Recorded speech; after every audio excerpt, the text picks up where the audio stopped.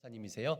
우리 교회에서도 함께 계속 인연을 맺어가고 있는데요. 우리 귀한 선교사님 한국 오셨을 때 저희가 한번 모셨습니다. 그럼 선교사님 나오셔서 우리 하나님의 랜드마크라는 제목으로 하나님 말씀 전해주실 때에 우리 큰 은혜 받으셨으면 좋겠고요. 우리 큰 박수로 함께 환영하며 모시겠습니다. 네, 어서 오시지요. 네, 네, 나오실 때까지 박수 한번 쳐주십시오. 감사합니다.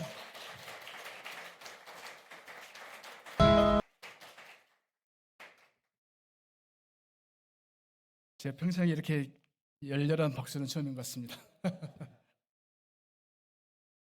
주님을 사랑하십니까? 오늘 제목은 하나님 나라의 랜드마크입니다. 이 제목만 보면 다 이해를 하실 것 같습니다. 그렇죠?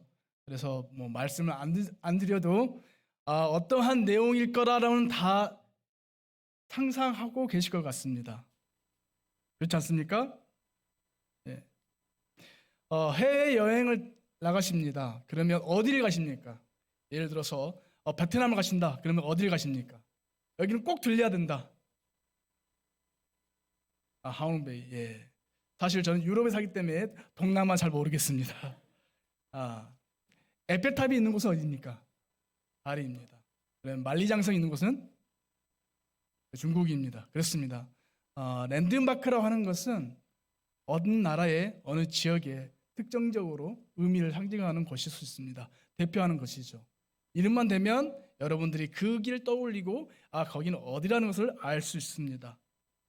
예, 저에게는 오늘 제목처럼 하나님 나라의 랜드마크가 생겼습니다. 무엇인지 영상을 한번 보시도록 하겠습니다.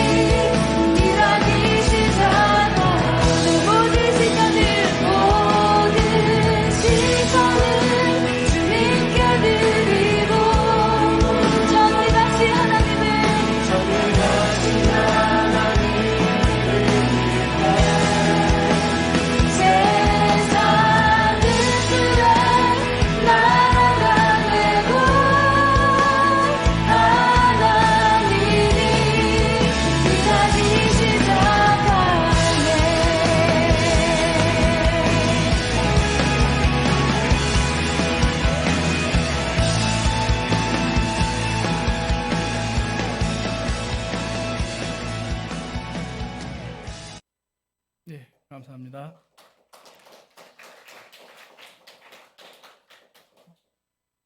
우리나라와 같은 면적이 그 땅 불가리아. 그러나 인구는 한 650만밖에 안 됩니다. 그곳의 수도인 소피아, 그곳에 하나님 나라의 랜드마크가 비승항공 교회와 함께 관심과 또 돕는 손길로 세워져 가고 있습니다. 이 시간을 들여서 이 자리를 들여서 감사한 말씀 전하고 싶습니다. 감사합니다.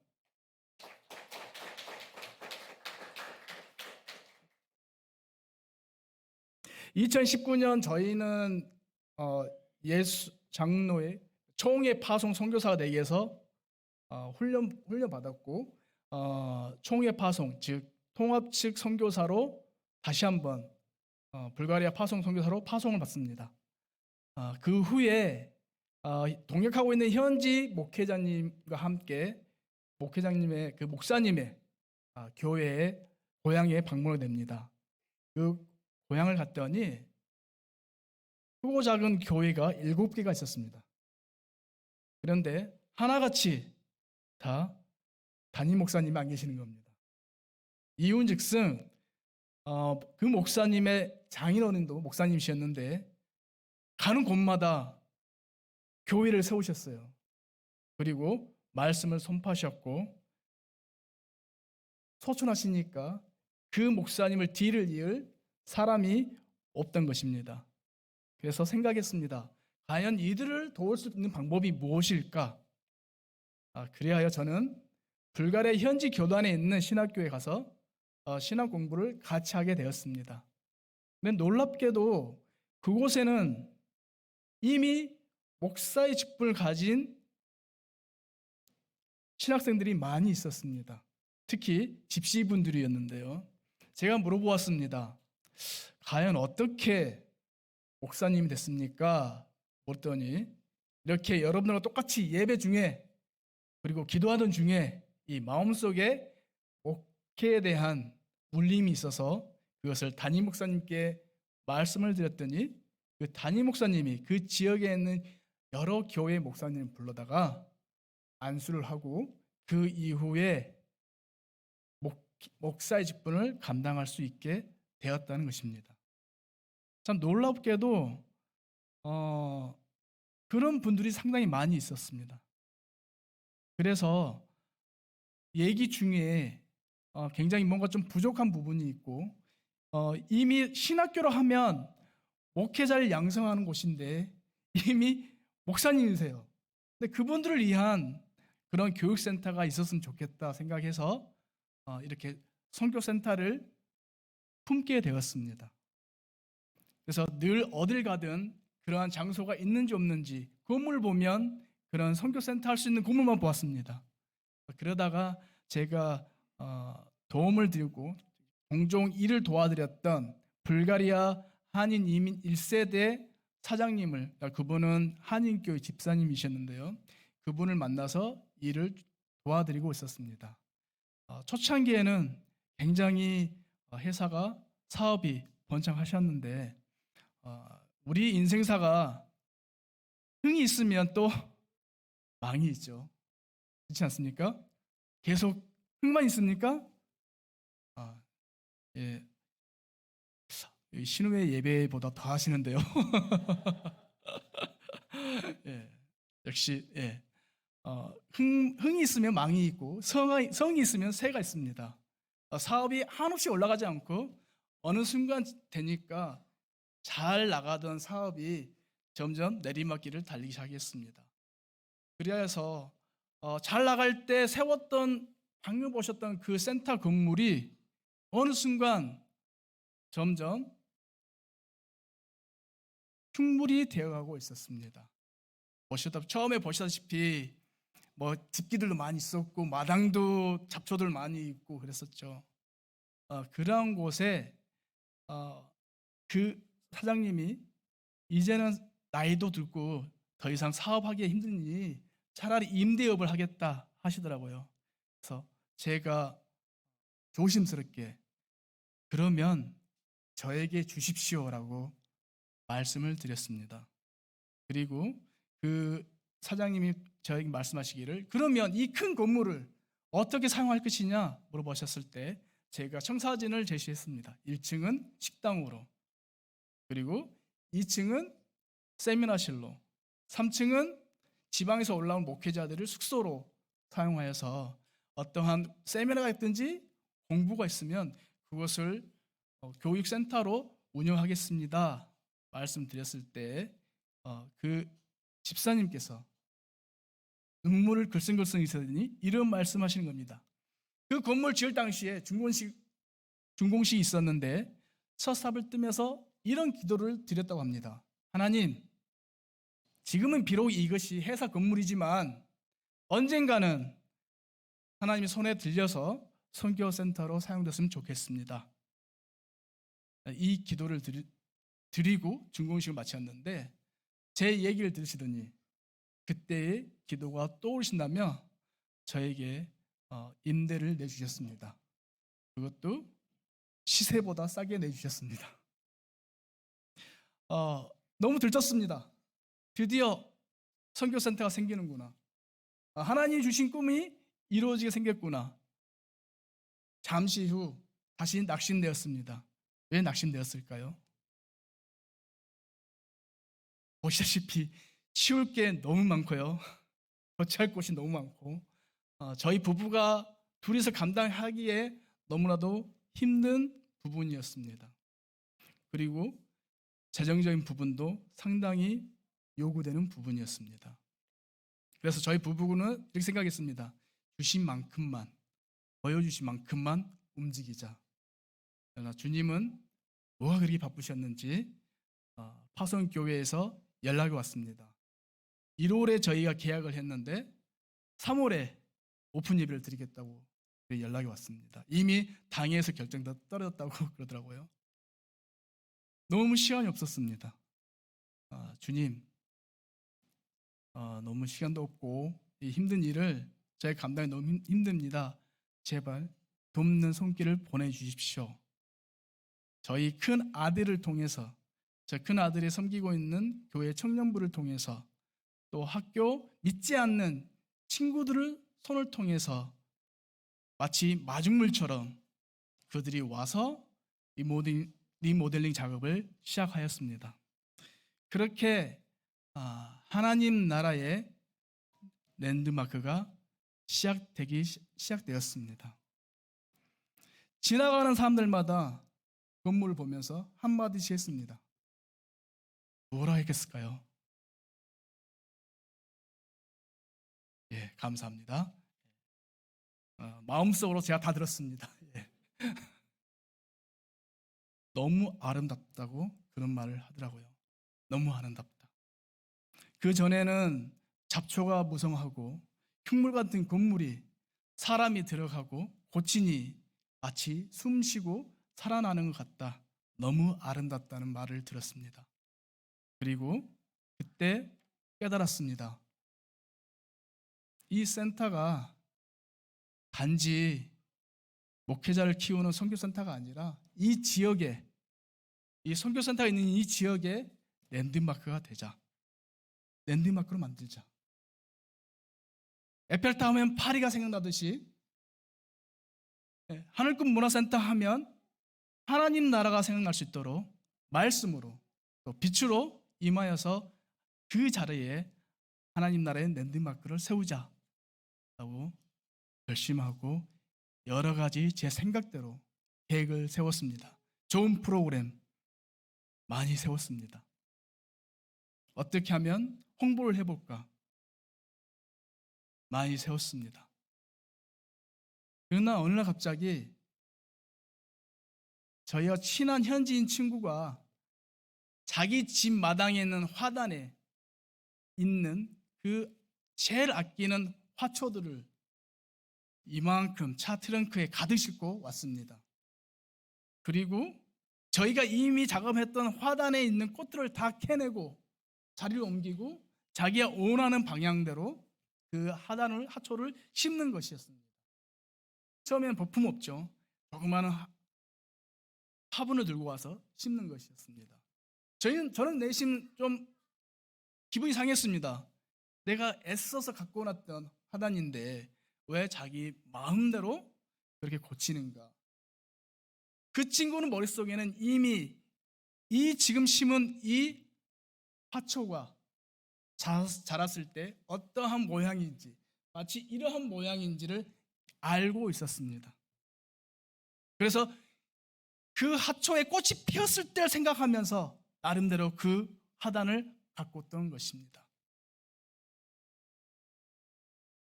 그걸 보면서 생각했습니다. 우리 하나님은 나를 너무도 잘 아시는 하나님이시다.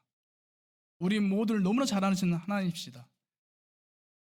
아침에도 말씀드렸지만 지금 이 자리에 앉아 계신 여러분 각자가 마치 하나님이 원하시는 방향의 꽃을 피우기 위해서 이미 준비되어 있고 준비시켜 나가실 것을 오늘 말씀처럼 우리가 하는 것이 아니라 하나님이 손수 우리 안에서 역사하고 계시다는 것을 믿습니다.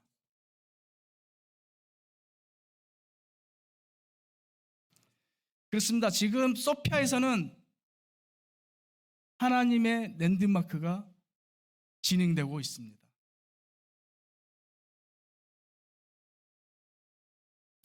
그렇다면 이 비승항공교회에서는 어떠한 하나님 나라의 랜드마크가 이루어지고 있을까요?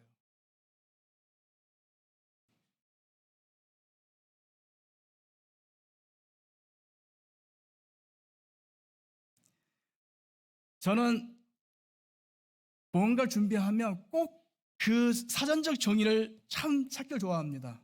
그래서 궁금했습니다. 랜드마크란 과연 무슨 뜻일까? 라고 했는데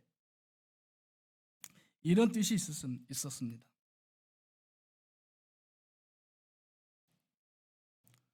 처음에 말씀드렸다시피 어떤 장소를 상징적으로 대표하는 의미가 있었고, 또 하나는 원래 탐험가나 여행가가 특정 지역을 돌아다니던 중에 원래 있던 장소로 돌아올 수 있도록 표시해 두는 것이 바로 랜드마크라고 합니다. 저는 첫 번째 랜드마크만 알고 있었습니다. 어디를 가면 꼭 무엇을 봐야 돼. 소피아 오면 우리 청년팀이 왔었는데 꼭 봐야 할 곳이 알렉산더 nevsky 성당. 기억하십니까? 감사합니다. 이렇게 고기 까딱해 주셔서 감사합니다. 예. 그러한 랜드마크가 있듯이 이 비승항공교회도 분명히 하나님의 랜드마크가 있다고 생각합니다. 바로 여러분들인 것 같습니다. 여러분 각자가 하나님 나라의 랜드마크라고 저는 믿습니다. 여러분들은 하나님의 형상대로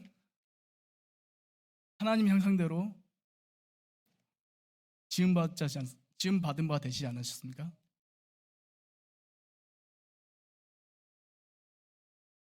오늘 본문 말씀을 현대인의 성경 버전으로 다시 한번 보겠습니다. 하나님은 자기 선한 목적에 따라서 여러분이 자발적으로 행동하도록 여러분 안에서 일하십니다. 하나님의 선한 목적에 따라서 오늘 읽지 않았지만 12절 말씀을 보면요, 사도 바울은 이렇게 얘기합니다. 너희의 구원을 이루라고 말씀하십니다. 하나님의 선하신 목적은 우리의 구원의 완성입니다. 그 구원은 바로 영생이고 우리의 생명입니다. 저는 기도하고 있습니다. 소피아에 있는 하늘문화센터가 하나님의 생명을 위해서 하나님의 생명을 살리는 그 일에 랜드마크가 되기를 간절히 소망하고 그를 위해서 기도하고 있습니다. 저의 계획이 아니라 하나님의 목적과 하나님의 뜻에 따라서.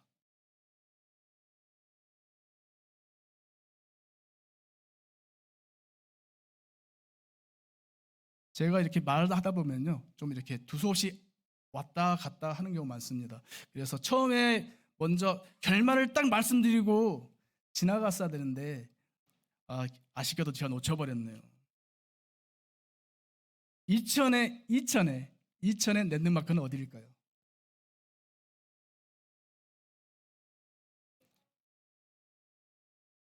유치부 이천의 랜드마크 SK.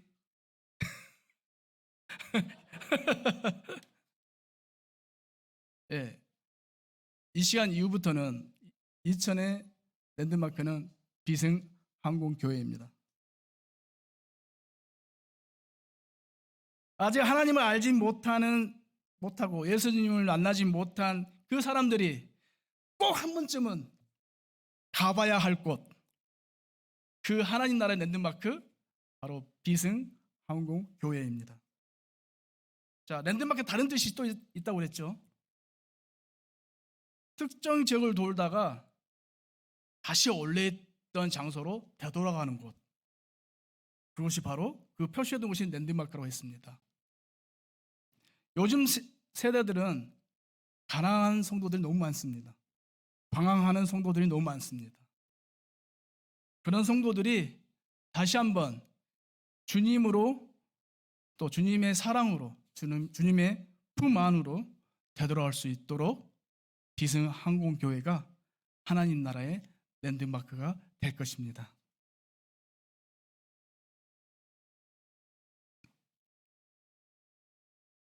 하나님은 우리 안에 역사하고 계십니다. 그러나 우리가 자발적으로 행동하기를 원하십니다. 여러분 한 분 한 분이 하나님 나라의 랜드마크가 되셔서 아직도 방황하고 있는 많은 영혼들,